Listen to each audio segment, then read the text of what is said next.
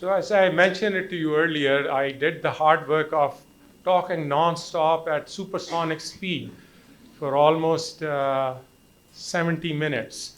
So now it's my turn to give my voice some rest, and few of the bold attendees can take over these unknown cases one by one. We have time to do the first case, and then we'll break for coffee. Yeah, I would like to see the same enthusiasm as we had for questions, I think. Yeah, absolutely. Thank you so much, Asif. So I strongly believe that they have to be a little challenging. Maybe they're just very ordinary cases, and in order for me to have some fun out of this discussion, I'm tricking you and you thinking that there has to be something very rare. He's showing us, after all, he has traveled all the way to show us these unknown cases. So if it doesn't challenge you, it doesn't change you. So each case will have some message and will give you some useful information. And again, this is my favorite slide to show you that you should be bold and gutsy. Volunteer and answer, because you'll be like this fish going from this very small space with very angry neighbors living in that glass of water from the more spacious area. So if you are bold and you volunteer a differential, especially the trainees, I know Asan is sitting somewhere, so I will definitely ask Asan and other trainees whom I interacted yesterday to volunteer some answer. So main thing is to see how we can apply the Bethesda system in these cases. Just see if you could come up with the Bethesda category. So this is the case number one. It's a 64-year-old male with bilateral thyroid nodules, 4.6 and 5 cm. And I'm showing you an FNA of the 4.6 cm nodule, which is present in the right lobe. And this is most of the time the history or information we get when we look at the thyroid nodule. In some cases, maybe I would withhold the history just to have more fun. Unless you ask me, then I will tell you the history. So again, that's the information. That's the first slide. So I'm sure that most of you already know the diagnosis, but do you want to see more? I've never seen anyone say, no, that's enough. Okay. You can see the arrangement of the cell, the architecture, how many cells, presence or absence of colloid, presence or absence of vessels, so on and so forth. I'm not going to help you with that. You can have your own assessment. Enough or more?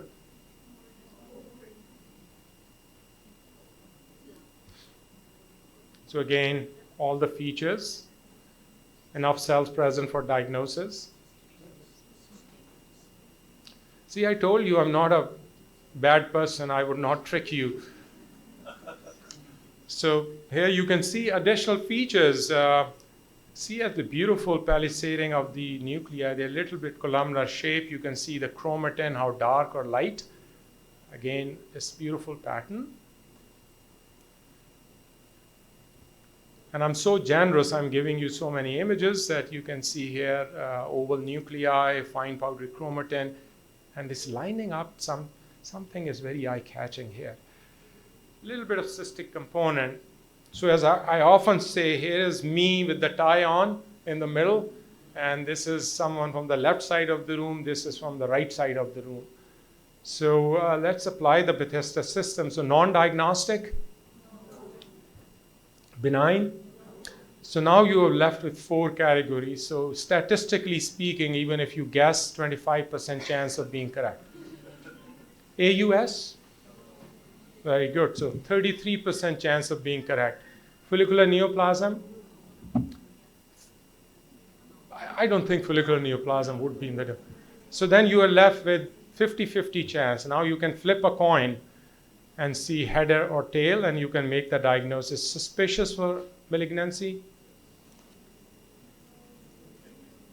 Yes or no? Yes. Why you don't have the confidence to just pull the trigger and call it papillary thyroid carcinoma? So last one, malignant. Oh, see, that's the way to diagnose it.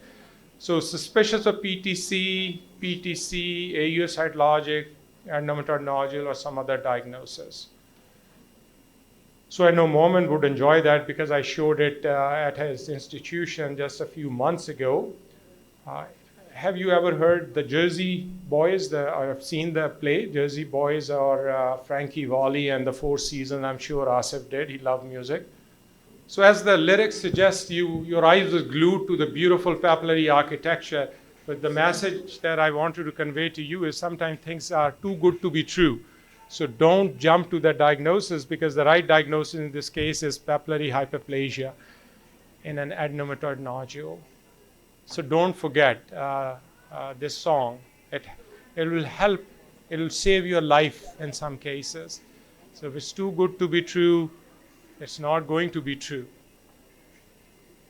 So papillary hyperplasia can occur in several lesions. Adenomatoid nodule is the most common. Follicular adenoma, Graves' disease, certainly can happen. If you think that I'm just showing you an odd case, there are published reports. This one is a nice study which was published several years ago, where they showed that 1/3 of the time, 29% were diagnosed PTC or suspicious for PTC.